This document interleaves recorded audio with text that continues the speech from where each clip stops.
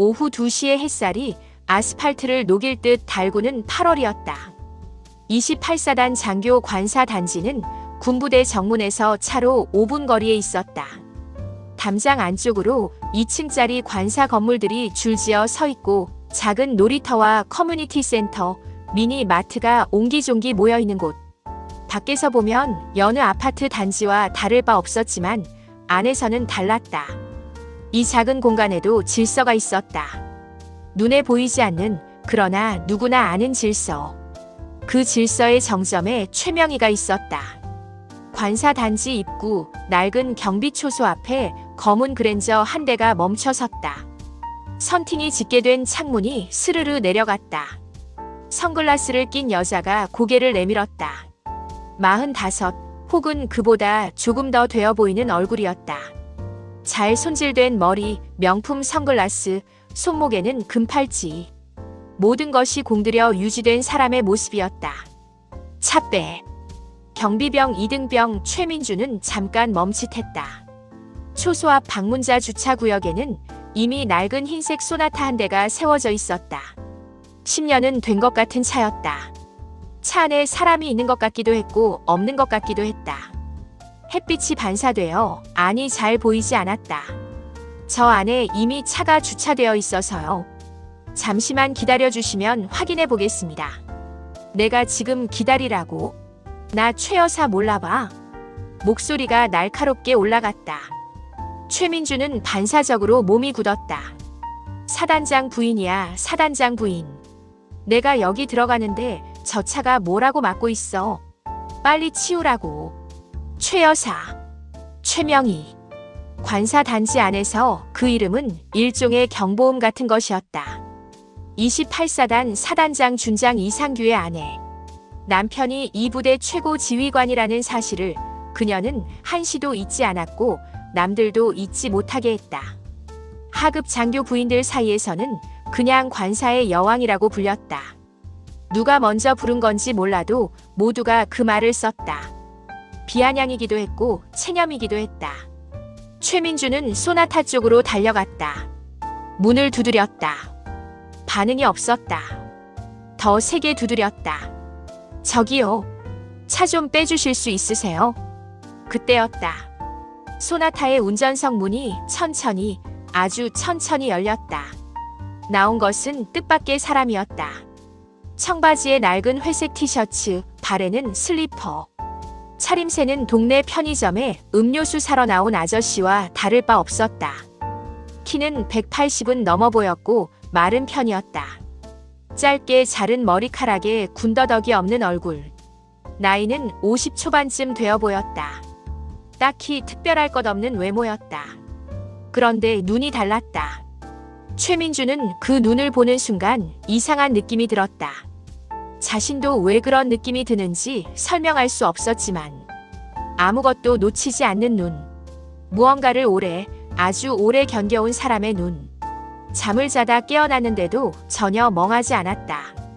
이미 깨어있는 눈이었다. 죄송합니다. 잠깐 눈을 붙이고 있었네요.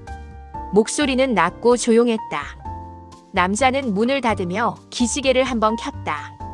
그리고 그랜저를 바라봤다. 최명희는 차에서 내리지도 않은 채 남자를 훑어봤다. 위에서 아래로, 그리고 다시 아래에서 위로. 선글라스 너머로도 그 시선의 온도가 느껴졌다. 경멸이었다. 아저씨, 여기가 어딘 줄 알아요? 장교 관사 방문자 주차잖아요. 민간인이 여기서 낮잠을 자? 남자는 대답하지 않았다.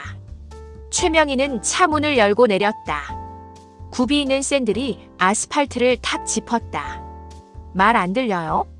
여기 민간인이 함부로 주차하는 구역 아니라고요. 우리 남편이 이 부대 사단장이에요.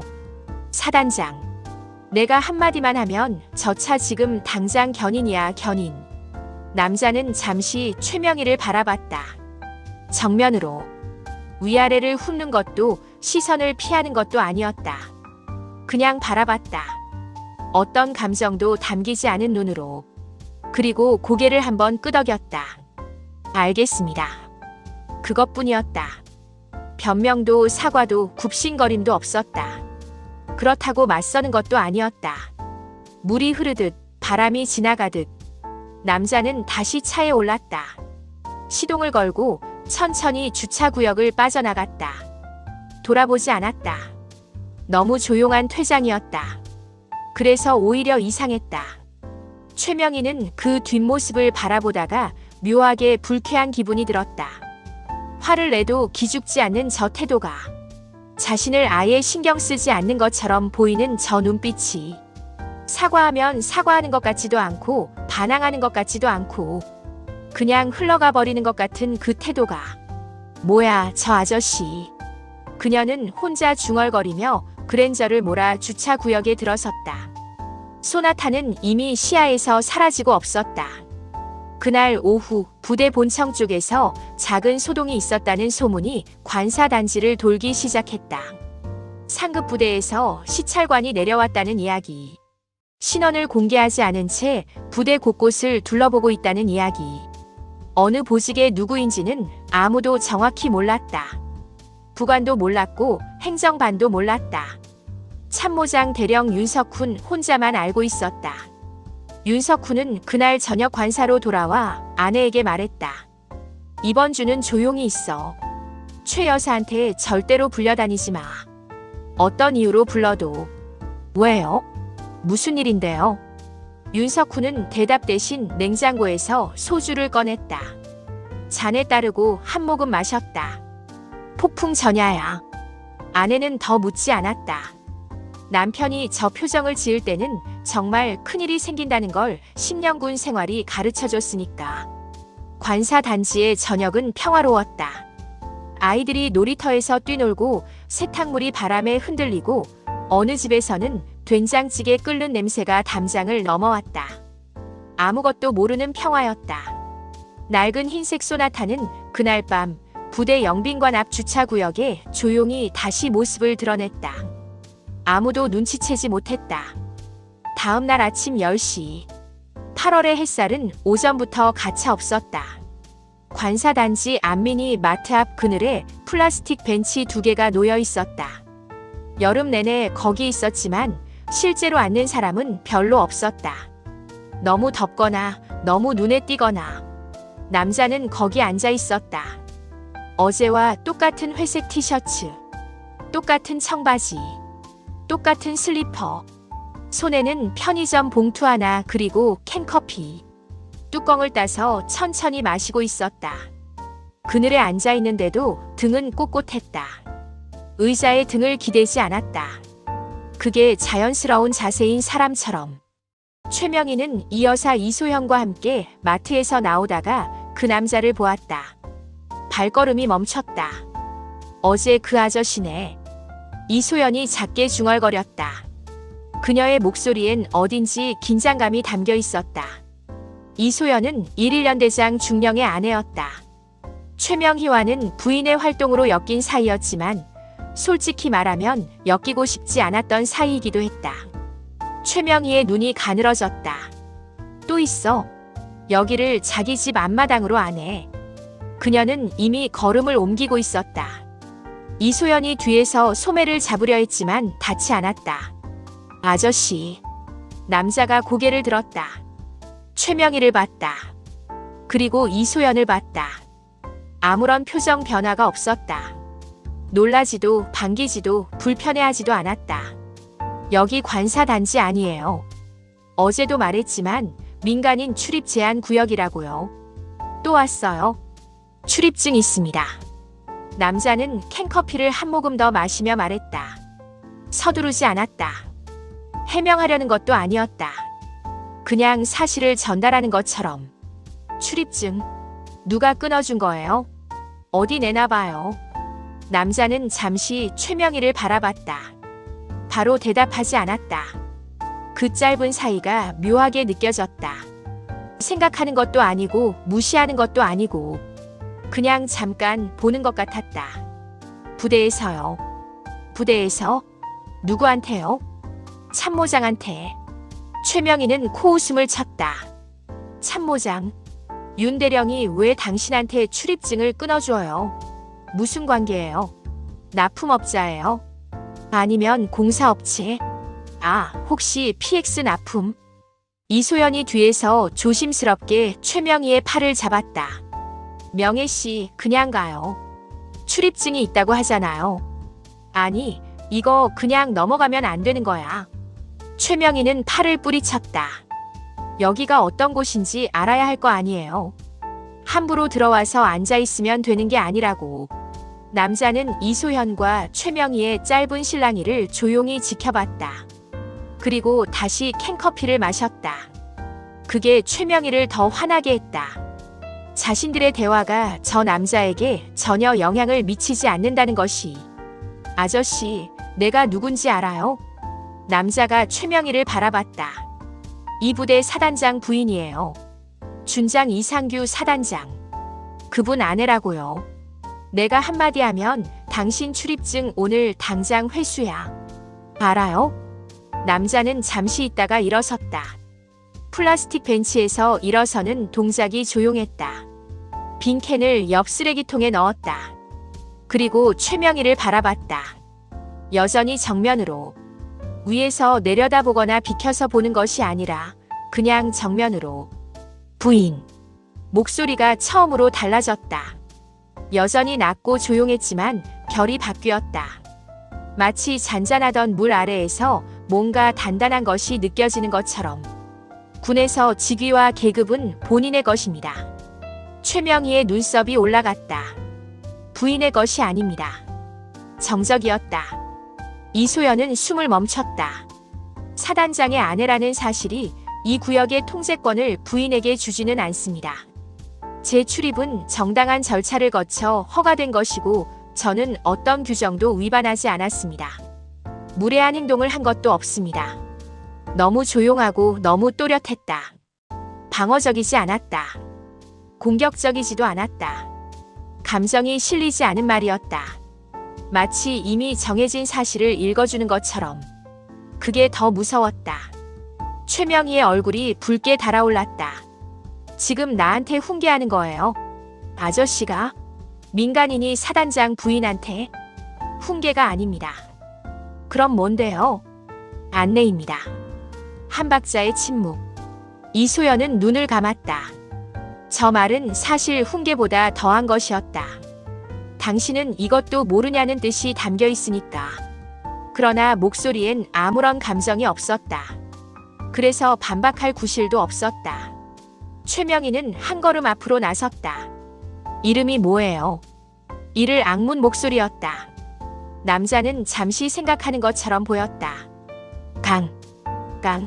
성만 있어요. 이름은? 강이면 충분합니다. 최명희가 손가락을 들었다. 남자의 가슴팍을 향해 콕 찔렀다. 억누른 분노가 실린 동작이었다. 두고 봐요, 아저씨. 오늘 안으로 저 출입증 회수되게 해줄 테니까. 어디서 굴러온 사람인지는 몰라도 내가 여기서 어떤 사람인지 똑똑히 알게 될 거야. 남자는 찔린 가슴을 내려다봤다. 그리고 최명희를 봤다. 시선이 흔들리지 않았다. 가슴도 표정도 눈빛도 아무것도. 그리고 돌아섰다. 뒤도 돌아보지 않고 걸어갔다. 슬리퍼 소리가 아스팔트 위에서 조용히 멀어졌다. 최명희는 그 뒷모습을 한동안 노려봤다. 손이 떨렸다. 분노 때문이라고 생각했다. 분명히 분노 때문이었다. 이소연은 남자의 걸음걸이를 바라봤다. 군인이다. 말하지 않았지만 확신이 들었다. 저 걸음은 오래 훈련받은 사람의 것이었다. 중심이 낮고 흔들리지 않는 보폭. 주위를 살피되 티를 내지 않는 시선 처리. 저 평범한 옷 아래에, 저 낡은 슬리퍼 아래에. 그러나 이소연은 입을 다물었다. 최명희에게는 말하지 않았다. 명혜씨, 그냥 가요. 오늘 마트 온 김에 장이나 봐요. 최명희는 한참 만에 시선을 거뒀다. 윤대령 와이프한테 전화해야겠어. 남편한테 당장 얘기 전달하라고. 이소연은 대답하지 않았다. 두 사람은 마트 쪽으로 걸어갔다. 이소연의 머릿속엔 아까 그 말이 맴돌았다. 군에서 직위와 계급은 본인의 것입니다. 부인의 것이 아닙니다. 맞는 말이었다. 오래전부터 누군가 해줬으면 했던 말이었다. 그런데 막상 들으니 무서웠다. 저 말을 저렇게 할 수 있는 사람이 어떤 사람인지가. 오후 3시 관사 단지 커뮤니티 센터에 불이 켜졌다. 에어컨 소리가 웅웅거리는 직사각형 회의실. 접이식 의자 12개가 반원 형태로 놓여 있었다. 상석엔 팔걸이 의자가 하나 따로 있었다. 거기 앉는 사람이 누구인지는 설명이 필요 없었다. 최명희가 직접 연락을 돌렸다. 부인의 전체 긴급 소집. 오후 3시까지 커뮤니티 센터로 오라는 문자가 단체 채팅방에 올라왔다. 이유는 간단하게 적혀 있었다. 관사 기각 문제. 전원 참석 바람. 전원 참석 바람. 권유가 아니었다. 누구나 알았다. 최명희가 보내는 바람은 명령이었다. 12명이 모였다. 대대장급 이상 장교들의 아내들, 중령 부인들, 소령 부인들. 가장 계급이 낮은 쪽이 신임 대대장 부인 이진이었다. 남편이 부임한 지 한 달도 안 된 새내기였다. 채팅방 문자를 받고 손이 떨렸다는 걸 옆 사람은 몰랐다. 모두가 제 시간보다 일찍 왔다. 늦으면 안 된다는 것을 경험으로 알거나 선배 부인에게 들어서 알았다. 최명희가 들어온 건 정각 3시였다. 이소연이 옆에 바짝 붙어 따라 들어왔다. 이소연의 표정은 미묘했다. 불편함을 감추는 사람의 얼굴이었다. 최명희는 상석에 앉으며 부인들을 한번 훑어봤다. 출석 확인하듯. 그리고 시작했다. 다들 아시죠? 오늘 관사 단지에 수상한 민간인이 돌아다녔다는 거. 부인들이 서로 눈치를 봤다. 몇몇은 고개를 끄덕였다. 아침에 소문을 들은 사람들이었다. 출입증이 있다고는 하는데 그 사람이 여기서 뭘 하는지 아무도 몰라요. 참모장이 끊어줬다고 하는데 왜 끊어줬는지도 몰라. 이런 게 말이 돼요? 우리 남편들이 밖에서 나라를 지키는 동안 우리가 생활하는 공간이 이렇게 뚫려 있다는 게 틀린 말은 아니었다. 그래서 반박하기도 애매했다. 이소연은 그 점을 알았다. 최명희는 항상 이랬다. 완전히 틀린 말을 하지 않았다. 다만 진짜 이유를 숨기는데 그 말을 이용했다. 진짜 이유는 달랐다. 어제 오전 마트 앞 벤치에서 그 남자가 최명희에게 한 말. 그 말이 아직도 박혀있는 것이었다. 군에서 계급은 본인의 것이지 부인의 것이 아니라는 말. 그것도 12명이 모인 자리가 아니라 단둘이 아무도 없는 데서 들은 말. 그걸 씻어내고 싶은 것이었다. 공개적으로. 여러 사람 앞에서. 그리고 최명희가 목소리를 한 톤 낮췄다. 오늘 그 사람이 저한테 무례하게 굴었어요. 사단장 부인한테. 말이 돼요 이게. 침묵이었다. 이진이가 조심스럽게 손을 들었다. 저 혹시 그분 신원이 확인된 건 아닌가요? 참모장님이 직접 출입증을 내줬다고 하면 그분이 누구인지. 그게 중요한 게 아니에요. 최명희가 싸늘하게 끊었다. 이진이는 입을 다물었다. 손을 내렸다. 옆에 앉은 부인이 발등을 살짝 건드렸다. 그만하라는 신호였다. 중요한 건 이 커뮤니티의 분위기야. 여기서 사단장 부인한테 대드는 민간인이 있어도 되는 거냐 이 말이에요. 우리가 그걸 그냥 두면 다들 우리 무시하는 거야. 알아요? 우리. 최명희는 항상 그 단어를 썼다. 자신의 문제를 모두의 문제로 만드는 방식. 이소연은 그것도 알았다. 그래서 더 지쳤다. 그래서 내가 그 사람한테 오늘 오후 여기로 오라고 했어. 잠시의 침묵. 그 말의 무게를 다들 천천히 소화했다. 이소연은 눈을 감았다. 아, 이러면 안 되는데. 여러분 다 보는 앞에서 사과받을 거야. 그게 맞는 거 아니에요. 이 부대 관사 커뮤니티의 질서를 위해서도 앞으로의 선례를 위해서도 아무도 말하지 않았다. 찬성해서가 아니었다. 반대할 수 없어서였다. 자신의 남편 계급이 여기 걸려 있었다. 노골적으로 걸려 있지는 않았지만 암묵적으로 항상 걸려 있었다. 이 방 안의 모든 사람이 그것을 알았다. 이진이는 무릎 위에 올린 손을 꽉 쥐었다. 손톱이 손바닥을 눌렀다. 정확히 3시 반. 문이 열렸다. 남자였다. 여전히 청바지에 티셔츠. 오늘은 슬리퍼 대신 낡은 운동화를 신고 있었다. 문을 열고 들어서며 방 안을 한 바퀴 둘러봤다. 12명의 부인들. 반원으로 배치된 의자들. 상석에 최명희. 옆에 이소연. 남자의 시선이 천천히 그러나 빠짐없이 방 안을 훑었다. 그리고 최명희에게 닿았다. 부르셨습니까? 물음이 아니었다. 확인이었다. 이미 상황을 파악한 사람의 어조였다. 앉아요. 최명희가 아랫자리를 턱짓으로 가리켰다. 상석에서 가장 멀고 가장 낮아 보이는 자리였다. 모두가 내려다볼 수 있는 위치. 의도된 배치였다. 남자는 그 자리를 잠시 봤다. 그리고 앉았다. 거부하지 않았다. 불쾌한 기색도 없었다. 그냥 앉았다. 다들 이분 아시죠?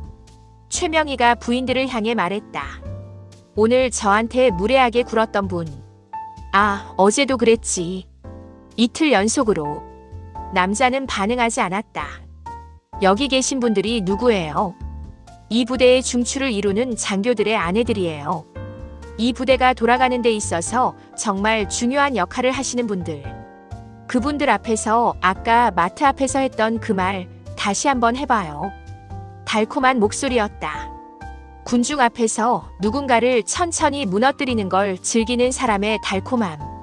이소연은 그 목소리를 들으며 속이 불편했다. 남자는 잠시 부인들을 바라봤다. 12명. 대부분 고개를 숙이고 있었다. 몇몇은 불편한 기색이 역력했다. 이진이는 무릎 위 손을 꽉 쥔 채 시선을 바닥에 고정하고 있었다. 남자는 그 얼굴들을 하나씩 봤다. 천천히, 조용히, 그리고 말했다. 제가 한 말이 틀렸다고 생각하지 않습니다. 유리가 깨지는 것처럼 침묵이 갈라졌다. 최명희의 눈이 가늘어졌다. 아직도요? 네, 아직도. 남자의 목소리는 흔들리지 않았다. 크지도 작지도 않았다. 12명이 앉은 방 안에 고르게 퍼지는 목소리였다. 이진이는 고개를 들었다. 자기도 모르게 그 눈을 봤다. 아무것도 두려워하지 않는 눈을. 손에 힘이 조금 풀렸다. 커뮤니티 센터 안의 공기가 단단하게 굳었다. 에어컨은 여전히 웅웅거렸다. 창밖에선 아이들이 뛰노는 소리가 희미하게 들렸다. 그러나 방 안은 달랐다. 12명의 부인들이 숨을 참고 있었다. 누군가 재채기라도 하면 그 소리가 크게 울릴 것 같은 정적이었다. 최명희는 잠시 남자를 바라봤다. 이틀이었다. 어제 주차구역에서 처음 마주쳤을 때부터, 오늘 아침 마트 앞에서, 그리고 지금 이 자리에서 3번 모두 같았다. 꺾이지 않았다. 물러서지 않았다. 사단장 부인이라는 말에도 12명이 지켜보는 이 자리에서도 그게 최명희를 가장 화나게 했다. 자신이 사단장 부인이라는 사실은 이 부대 안에서 일종의 면죄부였다. 아무도 대놓고 맞서지 않았다. 윤 대령도 연대장들도 부인들도 눈치를 보고 비위를 맞추고 불편해도 웃었다. 그게 당연한 것처럼 굴러왔다. 그런데 이 남자는 달랐다. 처음부터. 웃기고 있네. 최명희가 자리에서 일어났다. 팔걸이를 짚고 천천히 일어서는 동작이었다. 방 안의 시선이 일제히 그녀에게 쏠렸다. 아저씨, 내가 왜 이렇게 화가 났는지 알아요? 남자는 대답하지 않았다. 듣고 있었다. 무례해서만이 아니야. 분수를 모르는 거야, 분수를. 최명희가 천천히 앞으로 걸어 나왔다. 여기가 어떤 동네인지, 이 공간이 어떻게 유지되는지, 그걸 모르고 함부로 굴기 때문에 화가 나는 거라고. 당신 같은 사람이 여기서 이러면 안 돼요. 출입증이 있든 없든 간에. 남자는 여전히 듣고 있었다. 이 공간은 나라를 지키는 사람들의 가족을 위한 공간이에요. 그게 당신이랑 무슨 상관이야? 남자가 천천히 고개를 기울였다. 나라를 지키는 사람들. 낮게 되풀이하는 것 같았다. 혼잣말처럼. 그래요. 부인은 나라를 지킨 적 있으십니까? 방 안이 얼어붙었다. 이소연은 입을 손으로 막았다. 이진이는 눈을 크게 떴다. 몇몇 부인들은 시선을 바닥으로 내렸다. 자신도 모르게. 최명희의 얼굴이 굳었다. 지금 뭐라고 했어요? 남자는 물러서지 않았다. 이 공간이 누구를 위한 것인지 말씀하셨으니까요. 나라를 지키는 건 군인입니다. 군인의 가족이 아니라 가족이 이 공간을 누리는 건 국가의 배려이지 권리가 아닙니다. 그리고 그 배려는 군인 본인의 헌신에서 나오는 것이지 부인의 지위에서 나오는 것이 아닙니다. 한 문장씩 또렷하게, 감정 없이, 그러나 한 글자도 흐리지 않고. 이진이의 눈에 뭔가 차올랐다. 눈물인지 아니면 오래 참아온 것들이 한꺼번에 올라오는 건지. 그녀만이 아니었다. 몇몇 부인들의 얼굴에서 복잡한 것들이 스쳐갔다. 안도, 두려움, 그리고 오랫동안 억눌렸던 어떤 감정. 그리고 저는 이 공간을 함부로 사용한 적이 없습니다.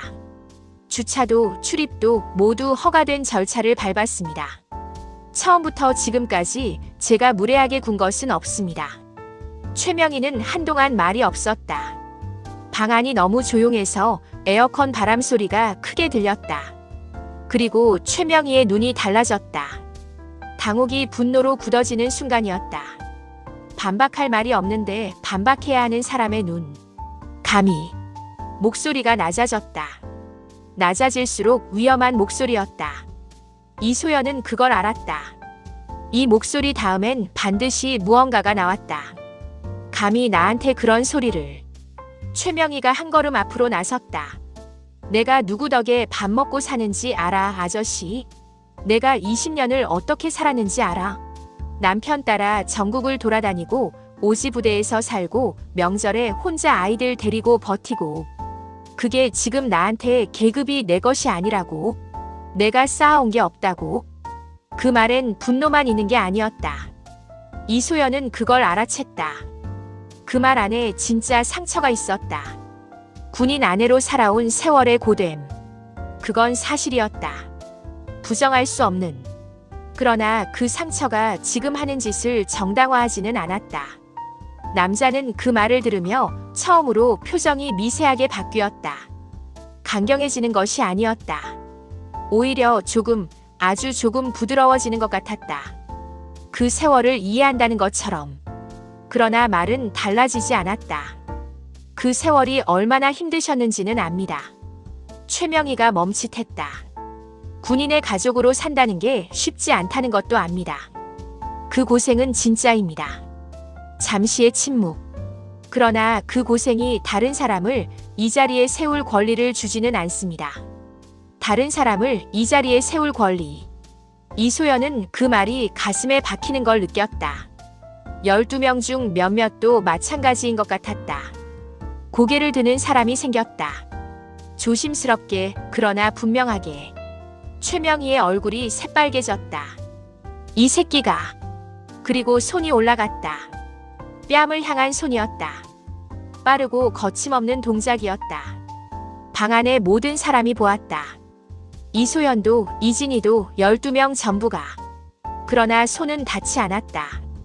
남자의 오른손이 최명희의 손목을 잡았다. 소리도 없이. 반사적으로. 눈으로 쫓기도 전에 이미 벌어진 일이었다. 오래 훈련된 몸이 생각보다 먼저 움직이는 것처럼. 방 안이 완전히 굳었다. 최명희는 굳어버렸다. 손목을 잡힌 채로. 그 손의 감촉이 이상했다. 강하지 않았다. 아프지 않을 만큼의 힘이었다. 그러나 절대로 풀릴 것 같지 않은 힘이었다.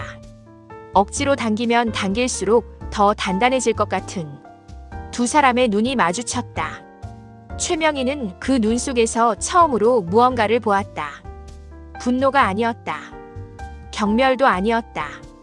단지 차갑고 단단한 확신이었다. 이 사람은 아무것도 두렵지 않다. 진짜로.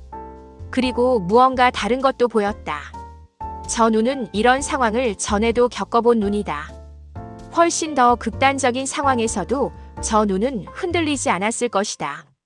손 치십시오. 낮고 조용한 목소리였다. 그러나 방 전체를 채웠다. 최명희의 손목이 천천히 풀려났다. 남자가 먼저 놓은 것이었다. 아무도 움직이지 않았다. 아무도 말하지 않았다. 이진희의 눈에서 눈물 한 방울이 흘러내렸다. 소리 없이, 자기도 모르게 오래 눌려있던 것이 이 순간 터진 것이었다. 그녀만이 아니었다. 몇몇 부인들의 눈이 빨개져 있었다. 최명희는 한 걸음 물러섰다. 손목을 내려다봤다. 아프지 않았다. 흔적도 없었다. 그러나 그 손의 감촉이 사라지지 않았다. 당신 두고 봐. 겨우 짜낸 목소리였다. 떨렸다. 분노 때문인지 다른 무언가 때문인지 스스로도 몰랐다. 남자는 자리에서 일어났다. 의자를 제자리에 밀어 넣었다. 조용하게. 그리고 방 안을 한번 둘러봤다. 12명의 부인들을, 고개를 숙인 사람들, 눈물을 닦는 사람들, 조심스럽게 고개를 든 사람들. 볼 것도 없습니다. 그리고 나갔다. 문이 닫혔다. 방 안은 한동안 그대로였다. 아무도 먼저 말을 꺼내지 않았다. 에어컨만 웅웅거렸다. 이소연이 조용히 입을 열었다. 명혜씨, 집에 가요. 최명희는 대답하지 않았다. 자리에 서서 닫힌 문을 바라보고 있었다. 문 너머로 운동화 소리가 멀어졌다. 조용하고 균일하고 흔들리지 않는 발소리였다. 그날 밤 11시. 영빈관 2층 끝방에 불이 켜져 있었다. 부대 안에서 영빈관에 불이 켜지는 일은 드물었다. 상급 부대 시찰이나 합동훈련 때 외부 인원이 묵는 곳이었다. 평소엔 관리병 혼자 청소만 하는 건물이었다.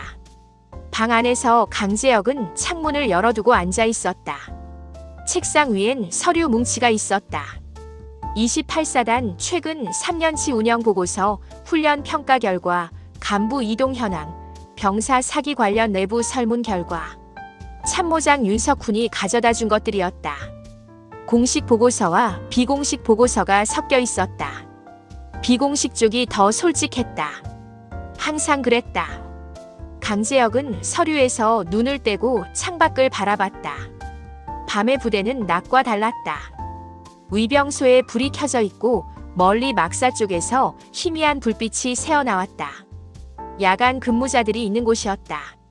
이 시간에도 자리를 지키는 사람들. 강재혁은 그 불빛을 바라봤다. 오래. 문을 두드리는 소리가 났다. 들어와.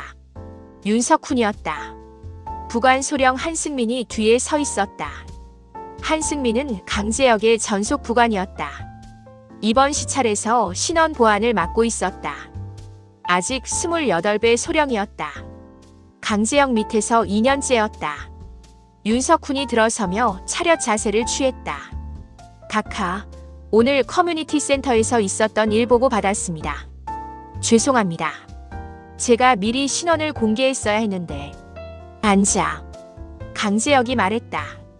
윤석훈은 조심스럽게 의자를 당겨 앉았다. 한승민은 문 옆에 섰다. 괜찮아. 오히려 잘 됐어. 예?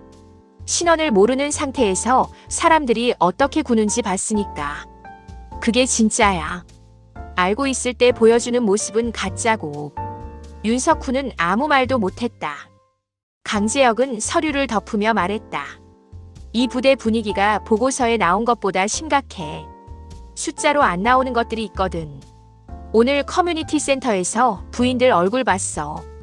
12명. 거기서 뭘 봤는지 알아? 윤석훈은 대답하지 않았다. 대답할 수 없었다. 지쳐 있었어. 오래. 그 사람들이 뭘 잘못한 게 아니야. 구조가 잘못된 거지. 그 구조를 누군가 만들어 놓은 거고. 창밖에서 바람이 들어왔다. 서류 한 장이 살짝 날렸다. 한승민이 조용히 다가와 눌러놨다. 각하, 죄송한데. 윤석훈이 조심스럽게 입을 열었다. 오늘 사단장 부인이 각하께 손을 올렸다는 보고가 들어왔습니다. 사실입니까? 시도는 했지. 그러면 됐어.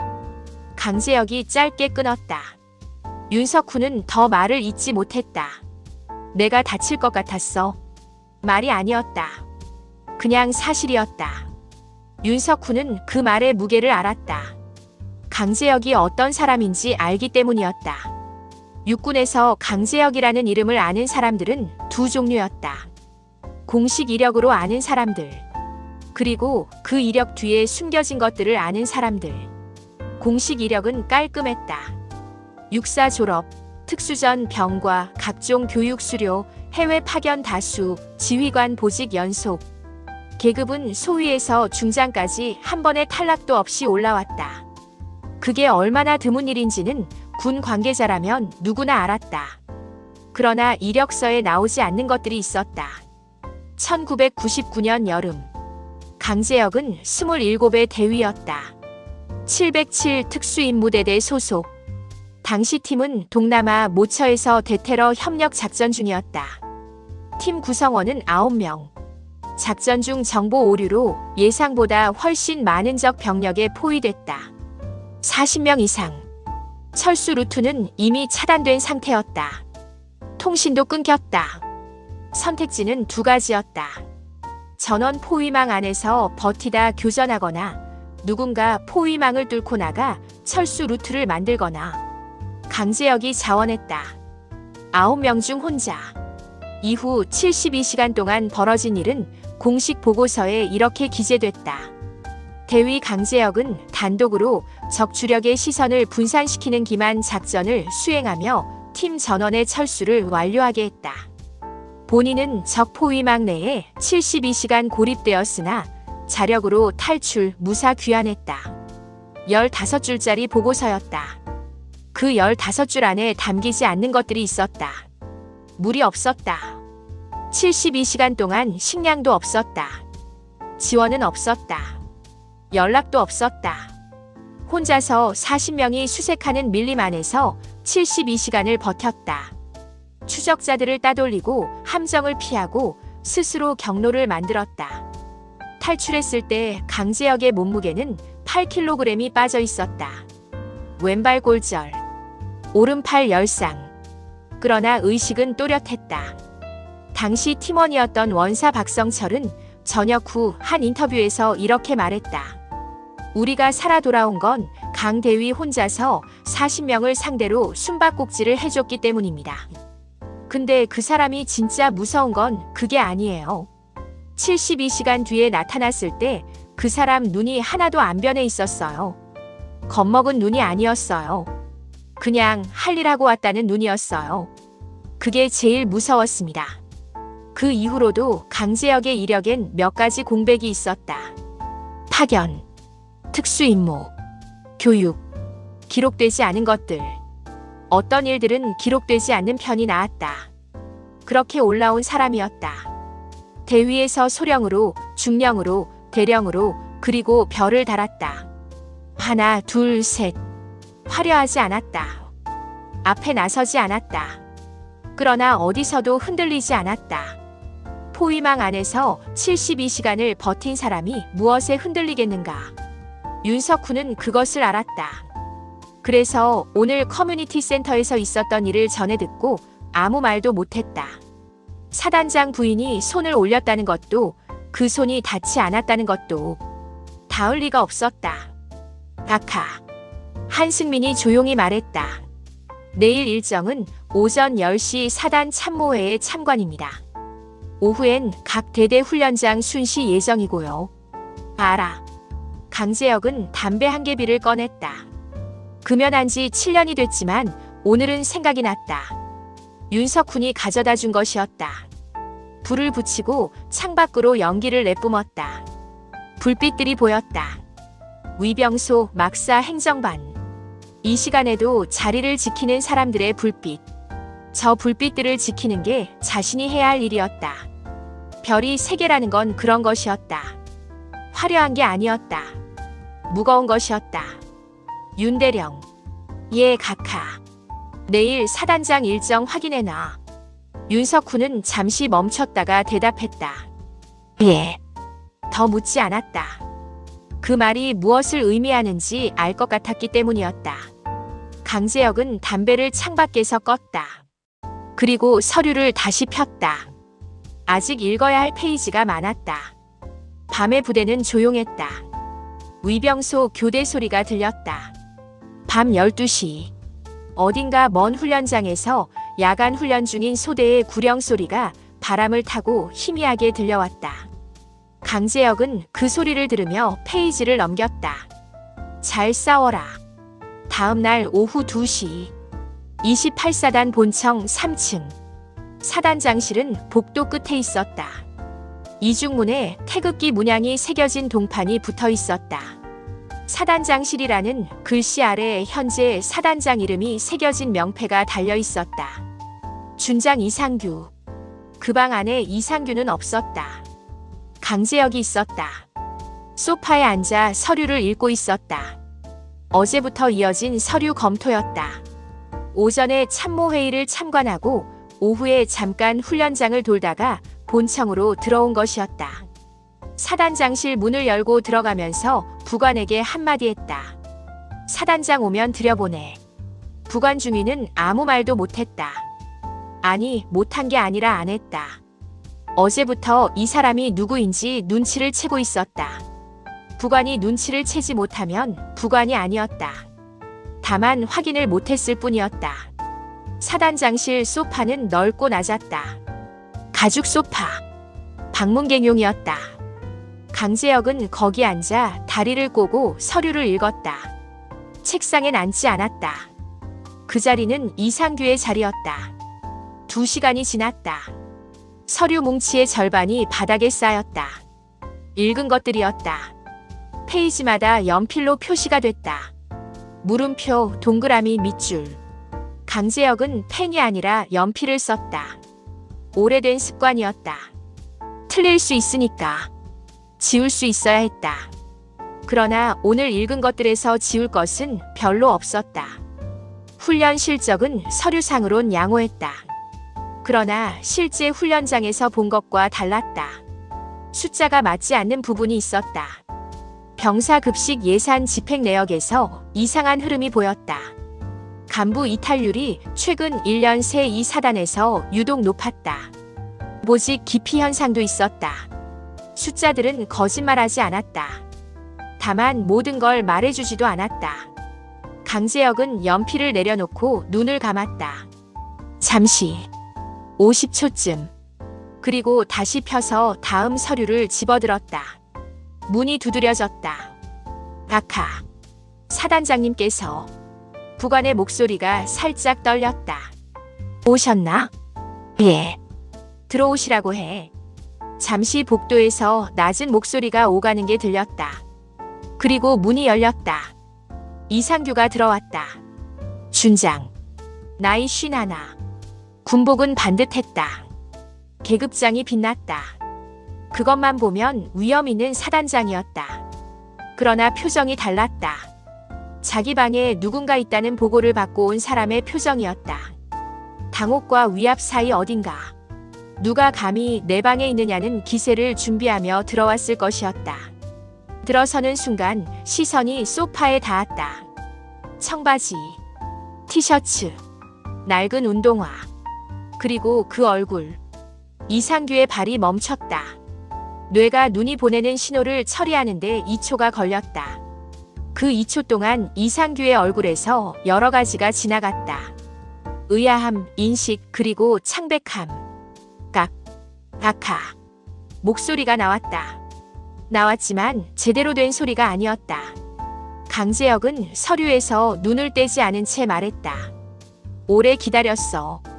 이상규의 몸이 반사적으로 차렷 자세를 취했다. 준장이 자기 방에서 차렷 자세를 취하는 일은 흔하지 않았다. 그러나 지금 그 소파에 앉은 사람 앞에서는 당연한 일이었다.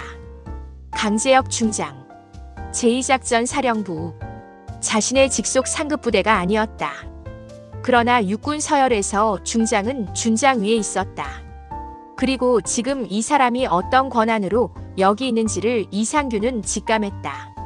시찰이었다. 공식 시찰. 그리고 이미 이틀이 지났다. 왜 이렇게 늦었어, 이준장? 강재혁이 서류를 내려놓으며 이상규를 바라봤다. 저는 보고를 제대로 받지 못해서. 보고 못 받은 게 문제야. 이상규는 입을 다물었다. 강재혁은 소파에서 일어났다. 천천히. 서두르지 않고. 키가 이상규와 비슷했다. 그러나 서 있는 것만으로 공간이 달라지는 사람이 있었다. 강재혁이 그랬다. 이틀 동안 이 부대 안에 있었어. 어제 관사도 가봤고 오전엔 훈련장도 가봤고 식당도 가봤어. 병사들도 만났고 간부들도 봤어. 부인의 커뮤니티 센터도 갔어. 이상규의 얼굴이 조금씩 굳어갔다. 볼 게 많더라. 그 말이 무엇을 담고 있는지 이상규는 알 것 같았다. 가슴이 조여들기 시작했다. 이준장. 예. 부인이 관사 단지에서 하급 장교 부인들 소집해서 민간인을 망신 주려 했다는 게 사실이야. 그 순간이었다. 이상규의 뇌 안에서 무언가가 연결됐다. 관사 단지의 민간인. 청바지와 티셔츠의 남자. 출입증을 참모장에게 받았다는 사람. 부인이 이틀 동안 공을 들여 상대했던 그 사람. 그리고 어제 커뮤니티 센터에서 아내가 손을 올렸다는 보고. 지금 이 소파에 앉아있던 그 사람이 강재혁이었다. 이상규의 얼굴에서 혈색이 사라졌다. 천천히가 아니었다. 한꺼번에. 각하, 저는 그 사실을 오늘에야 보고를. 무릎이 꺾였다. 정확히는 이상규의 다리에서 힘이 빠져나가며 그 자리에 주저앉았다. 허탈하게. 무릎부터. 군복 바지가 바닥에 닿았다. 부관이 소스라치며 달려들었다. 사단장님. 이상규는 부관이 잡아주는 팔의 의지에 가까스로 균형을 잡았다. 그러나 일어서지는 못했다. 다리에 힘이 없었다. 얼굴이 회색이었다. 입술이 파랗게 질렸다. 아내가 이틀 동안 한 짓이 머릿속에서 빠르게 재생됐다. 주차장에서 소리를 질렀다는 것. 마트 앞에서 가슴을 쿡 찔렀다는 것. 12명 부인들 앞에 세워놨다는 것. 그리고 손을 올렸다는 것. 그 상대가 강재혁 중장이었다. 일으켜. 강재혁이 부관에게 말했다. 차갑지 않았다. 그냥 명령이었다. 부관이 이상규를 겨우 일으켜 의자에 앉혔다. 강재혁은 이상규를 내려다봤다. 연민도 경멸도 아닌 눈이었다. 그냥 보는 눈이었다. 물 가져와. 부관이 황급히 나갔다. 방 안에 두 사람이 남았다. 이상규는 의자에 앉아 손으로 얼굴을 감쌌다. 강재혁은 창가로 걸어가 밖을 바라봤다. 연병장이 보였다. 오후 햇살 아래 훈련 마치고 돌아오는 소대가 있었다. 이준장. 이상규가 손을 내렸다. 부대가 이 모양이 된 게 하루 이틀 일이 아니야. 각하, 죄송합니다. 사과가 필요한 게 아니야. 강재혁은 여전히 창밖을 바라보며 말했다. 저 애들한테 미안해야지. 나한테 사과할 게 아니라. 이상규는 아무 말도 하지 못했다. 부관이 물을 가지고 들어왔다. 이상규는 떨리는 손으로 컵을 받아 마셨다. 물이 턱으로 조금 흘렀다. 강재혁은 돌아봤다. 내일 아침 6시. 연병장. 이상규가 고개를 들었다. 전 부대원 집합시켜. 각하, 그건. 이준장. 예. 명령이야. 이상규는 대답했다. 예. 목소리가 나왔다. 나왔지만 그 소리가 자신의 것인지 확신이 없었다. 강재혁은 소파에서 서류를 집어들었다. 읽던 것들을 챙겼다. 그리고 문 쪽으로 걸었다. 문을 열기 전에 한번 돌아봤다. 이상규는 의자에 앉아 허탈하게 앞을 바라보고 있었다. 준장 계급장이 오후 햇살을 받아 반짝였다. 그 빛이 지금은 묘하게 공허했다.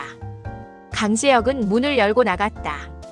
복도에서 부관 한승민이 기다리고 있었다. 각하, 제복은 영빈관에 준비돼 있습니다. 강제혁은 고개를 끄덕였다. 내일 아침에 입어. 복도를 걷는 발소리가 조용하게 멀어졌다. 사단장실 안에서 이상규는 오랫동안 움직이지 않았다. 창밖에서 연병장의 구령 소리가 들렸다. 저 목소리들이 자신을 믿고 있었다. 아니, 믿어야 했다. 그래서 저기 서 있는 것이었다. 그 사실이 지금은 가장 무거웠다. 다음 날 아침 5시 50분. 영빈관 앞 주차장에 새벽 공기가 깔려 있었다. 8월이었지만 새벽은 달랐다. 밤새 열기를 식힌 공기가 낮게 흘렀다. 어딘가에서 풀벌레 소리가 들렸다. 멀리 위병소에서 교대하는 소리가 났다. 영빈관 현관문이 열렸다. 강제혁이 나왔다. 청바지가 아니었다. 티셔츠도 슬리퍼도 낡은 운동화도 아니었다. 육군 정복이었다. 짙은 녹색의 정복상에 흰 와이셔츠 위에 반듯하게 여민 옷깃. 금색 단추들이 새벽빛을 받아 은은하게 빛났다. 어깨 위 중장 계급장. 별셋. 금색의 별 3개가 견장 위에 나란히 박혀 있었다. 가슴에는 약장들이 줄지어 있었다. 훈장, 포장, 기념장, 해외 파견 표식. 3줄. 그 하나하나가 세월이었다. 어떤 건 땀이었고, 어떤 건 피였고, 어떤 건 72시간의 기억이었다. 밀림 안에서 혼자 버텼던 그 시간들. 공식 서류에 15줄로 기록된 것들. 모자를 썼다. 정복 정모. 챙 위에 금색 줄이 2개 들어간 중장급 정모였다. 부관 한승민이 옆에 섰다. 한승민도 정복이었다. 소령 계급장. 2 사람은 연병장 쪽으로 걸었다. 새벽 공기를 가르는 발소리가 조용했다. 강제혁의 걸음은 빠르지 않았다. 그러나 리듬이 있었다. 오래 훈련된 사람의 보폭. 땅을 딛는 방식이 달랐다. 중심이 낮고 흔들리지 않았다. 본청 앞을 지나쳤다. 창문 너머 불이 켜진 방이 있었다. 행정반이었다. 야간 당직 근무자들이 있는 곳이었다. 창문 안에서 누군가 강제혁을 봤다. 그리고 굳었다. 그 사람이 옆 사람의 팔을 잡았다. 2 사람이 창문에 붙어 바깥을 바라봤다. 관사단지 입구를 지나쳤다. 경비병이 거수 경례를 했다. 강제혁은 답례했다. 짧고 정확하게. 손끝이 정모챙에 닿는 각도가 흐트러지지 않았다. 경비병은 그 뒷모습을 바라봤다. 어제까지 낡은 티셔츠를 입고 슬리퍼를 끌던 그 사람이었다. 그런데 지금 저 정복은, 저 계급장은, 경비병은 입을 다물었다. 다물 수밖에 없었다. 말이 나오지 않았다. 소문은 이미 퍼지고 있었다. 부대 안에서 소문은 빠르다. 간부들 사이에서, 부사관들 사이에서, 병사들 사이에서 각자의 경로로, 각자의 속도로 퍼져나갔다.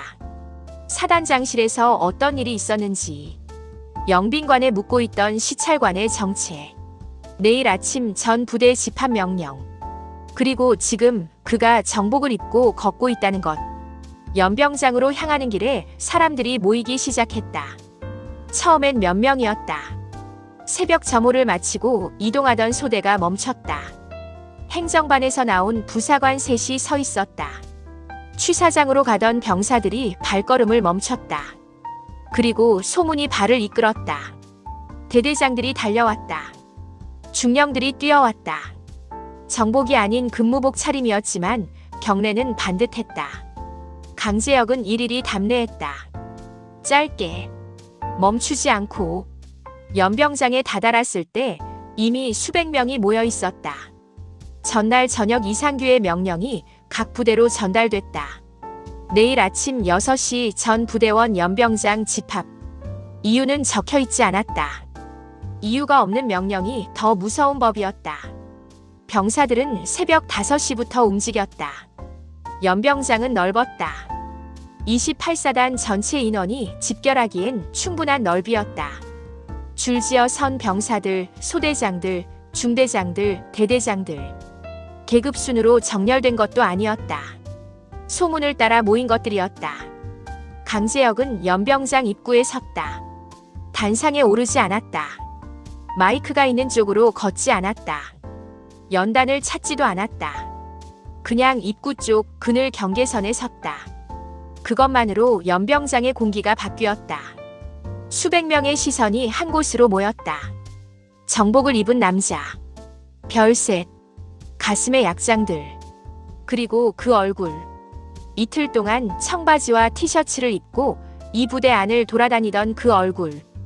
여기저기서 낮은 웅성거림이 일었다가 가라앉았다. 이상규가 연병장 한쪽에 서 있었다. 정복 차림이었다. 얼굴은 어제보다 더 수척해 보였다. 밤새 잠을 자지 못한 사람의 얼굴이었다. 그 옆에 최명희가 있었다. 관사에서 나온 것이었다. 무슨 소동인지 보러. 남편이 어젯밤 말이 없었다. 아무것도 설명하지 않았다. 그냥 서재에 들어가 문을 닫았다. 이상한 느낌이 들었다. 그래서 따라 나온 것이었다. 연병장에 도착해서 사람들이 모인 것을 봤다. 그리고 강제혁을 봤다. 정복을 입은 남자를, 어깨에 별셋을, 가슴에 약장 3줄을, 그리고 그 얼굴을. 어제 마트 앞 벤치에 앉아 캔커피를 마시던 남자. 청바지에 낡은 운동화를 신고 커뮤니티 센터 아랫자리에 앉았던 남자. 자신이 2번 면박을 줬고 어제 손을 올렸던 그 남자. 최명희의 손에서 핸드백이 떨어졌다. 소리가 났다. 아스팔트 위에 핸드백이 떨어지는 소리. 옆에 있던 부사관 하나가 주워 건넸다. 최명희는 받지 못했다. 손이 움직이지 않았다. 다리가 떨렸다. 강제혁은 최명희를 보지 않았다. 봤는지도 몰랐다. 한 번 시선이 닿은 것 같기도 했다. 그러나 0.5초도 되지 않아 시선을 거뒀다. 중요한 것이 아닌 것처럼. 그게 더 무서웠다. 분노하거나 경멸하는 것보단 그냥 중요하지 않다는 듯이 지나치는 것이. 강제혁이 앞으로 걸어 나왔다. 연병장 중앙까지 걸어가지 않았다. 입구에서 10걸음 정도 나온 자리에 섰다. 수백 명이 그를 바라봤다. 마이크 없이, 연단 없이, 편히 서. 목소리는 크지 않았다. 그런데 연병장 전체에 닿았다. 앞줄도 뒷줄도. 이상한 일이었지만 사실이었다. 올해 야외에서 명령을 내려온 사람의 목소리는 달랐다. 확성기가 없어도 전달되는 방식이 있었다. 수백 명이 편히 섰다. 강제혁은 잠시 그들을 바라봤다. 앞줄부터 뒷줄까지. 천천히. 나는 제2작전사령부 강제혁이다. 조용히 말했다. 자기소개처럼. 이틀 동안 이 부대 안에 있었다. 민간인처럼. 다들 몰랐겠지. 여기저기서 시선이 흔들렸다. 어제 마트 앞에서, 식당에서, 훈련장 옆에서 봤던 그 아저씨가 지금 저 사람이구나. 그 깨달음이 얼굴에 드러났다. 봤다. 많이 봤어.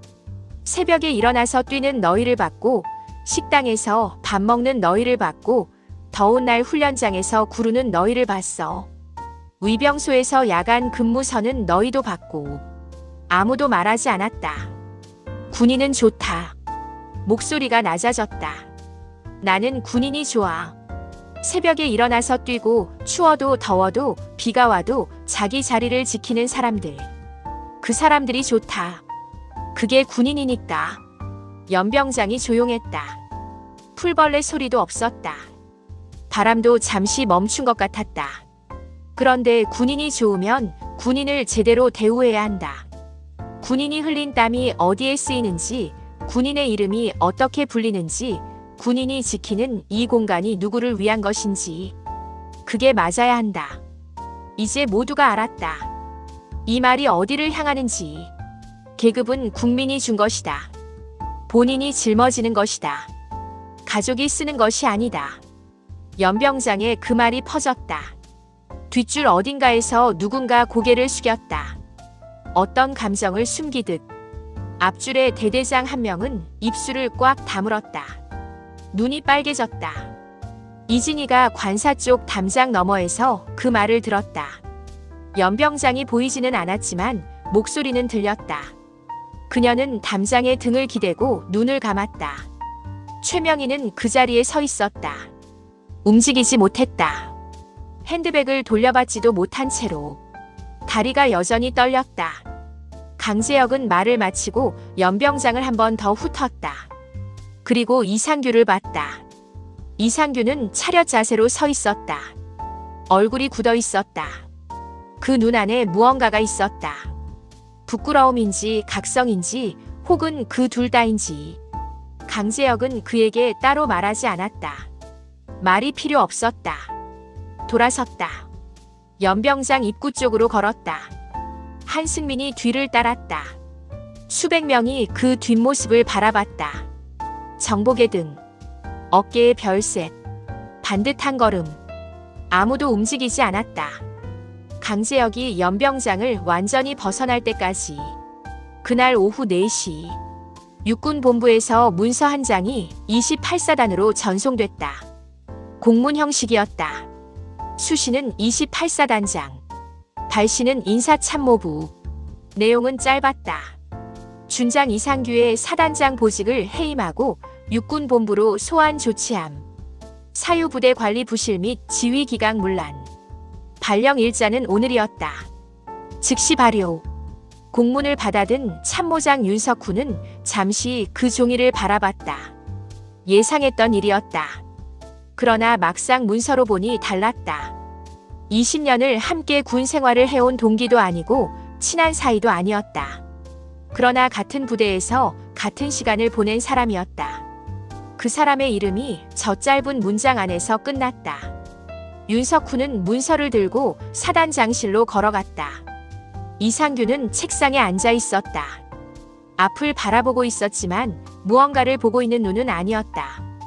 아침 연병장에서 돌아온 뒤로 계속 절했다. 말이 없었다. 밥도 먹지 않았다. 윤석훈이 문서를 책상 위에 내려놓았다.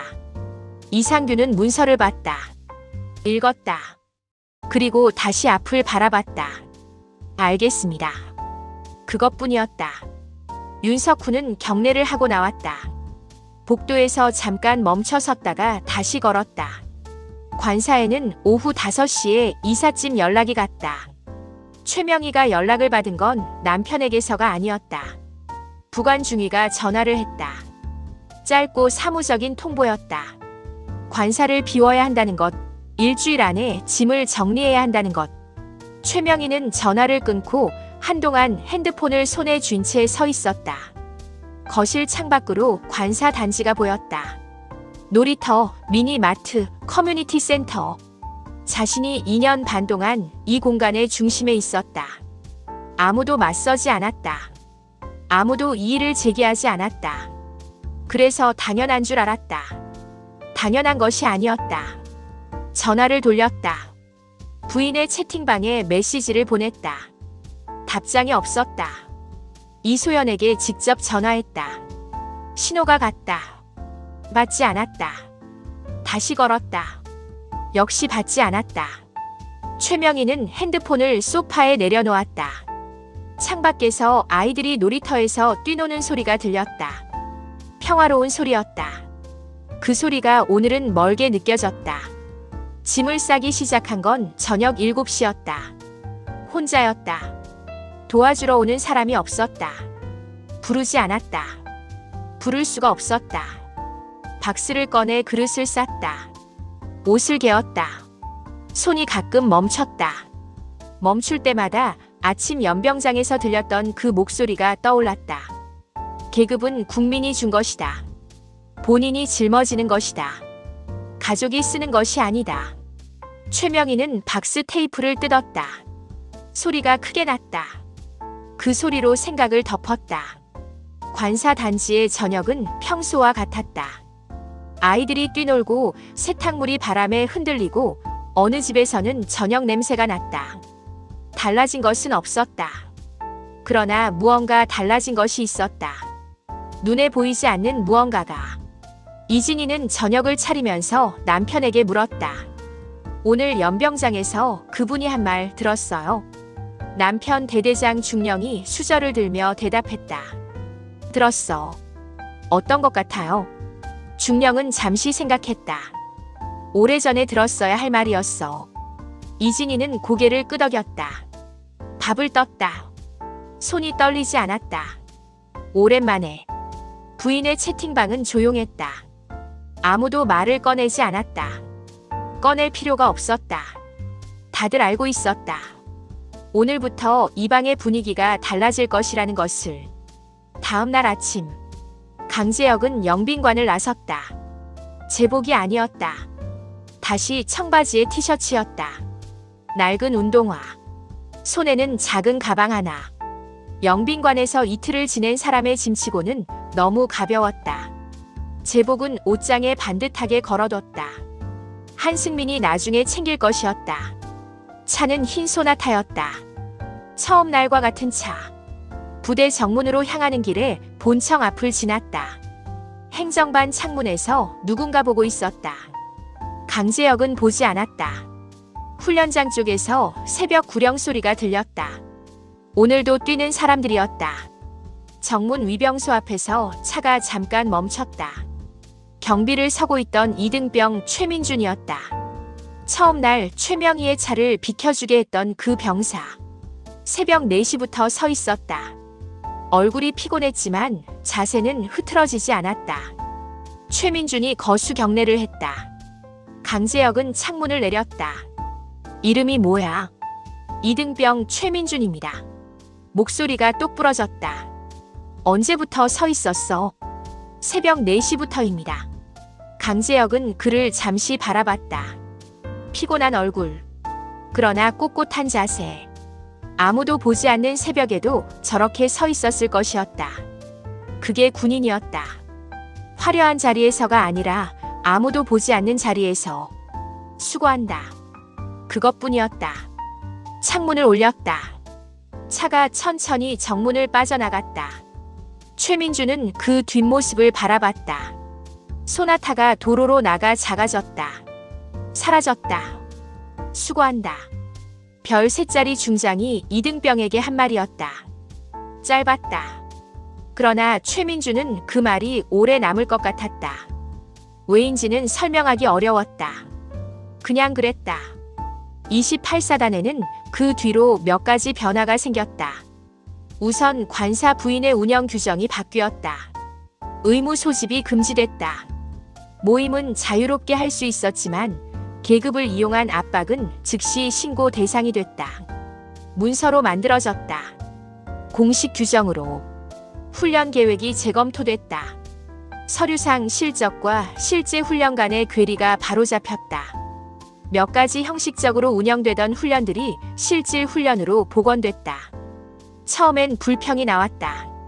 힘들다는 말이 나왔다. 당연했다. 그러나 한 달이 지나자 분위기가 달라졌다. 병사 급식 예산 집행이 감사를 받았다. 이상한 흐름이 있었던 부분이 바로잡혔다. 식당 밥이 좋아졌다. 사소해 보였지만 사소하지 않은 변화였다. 밥이 좋아지면 사기가 다르다는 걸 현장의 사람들은 알았다. 간부 이탈률은 3달 뒤부터 줄기 시작했다. 이상규는 육군본부로 갔다. 대기 발령이었다. 이후 전역 절차를 밟았다. 군복을 벗는 날 그는 아무 말도 하지 않았다. 할 말이 없었다. 정확히는 해야 할 말을 이미 놓쳤다는 걸 알았다. 20년이었다. 그 세월이 마지막에 저렇게 끝났다. 최명희는 짐을 싸서 관사를 나갔다. 이삿짐 트럭이 오는 날 아무도 배웅하러 나오지 않았다. 트럭이 떠나는 걸 커튼 사이로 바라보는 사람들이 있었지만 밖으로 나오지 않았다. 아기에서가 아니었다. 그냥 더 이상 억지로 나갈 이유가 없어서였다.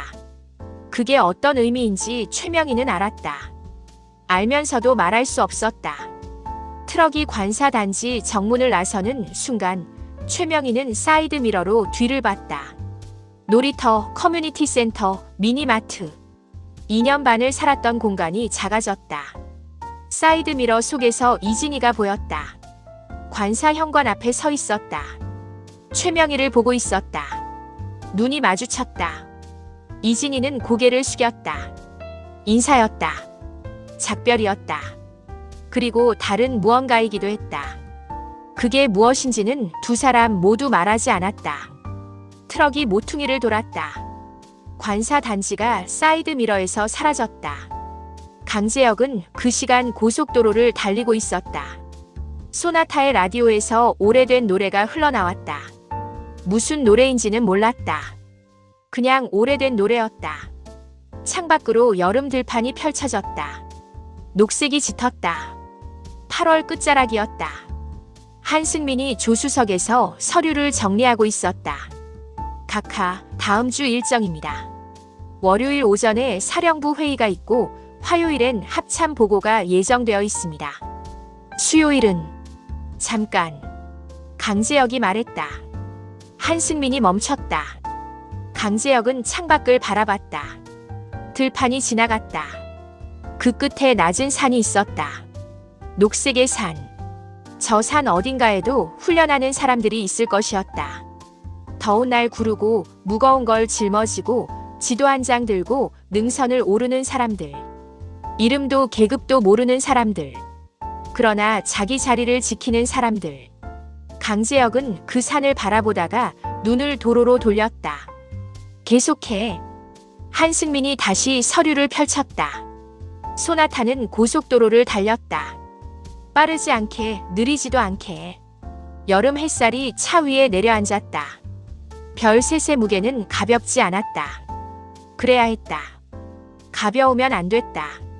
그 무게를 느끼는 사람만이 달 수 있었고 달아야 했다. 무겁다는 걸 알면서도 짊어지는 사람이 필요한 자리였다. 강재혁은 정면을 바라봤다. 달려야 할 길이 멀었다. 아직 많이 남아 있었다. 그래도 괜찮았다.